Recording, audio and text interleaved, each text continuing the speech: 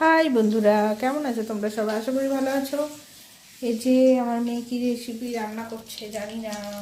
এই যে ব্রেডটাকে কাটলো, তারপর কুরকুরে ক্রাশ করেছে, তারপর এই যে আছে ডিম,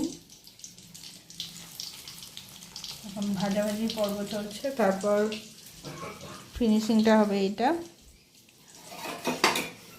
দেখা যাক কেমন খেতে লাগবে, ট্রাই করব আমি একটা। চলো ট্রাই করে আমি দেখি। হ্যাঁ, ওয়াও, ভেরি নাইস, খুব সুন্দর, খুব সুন্দর, দারুণ দারুণ। আপনারাও ট্রাই করবেন একবার। দেখুন, আরেকবার দেখাচ্ছি। এই যে কুরকুরেটাকে ক্রাশ করেছে, ব্রেডটাকে ঠিক এরকম শেপে কেটে মিয়োনিজ লাগিয়েছে, আর এই যে ডিম। এই পিসগুলোকে প্রথমে ডিমের মধ্যে চুবিয়ে, তারপর কুরকুরে ওপর থেকে একটু লাগিয়ে, তারপর ডিপ ফ্রাই করতে হবে।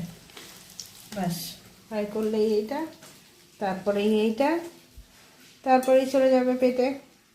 চলো টাটা, বাই বাই। কেমন লাগলো অবশ্যই কমেন্ট করে জানিও।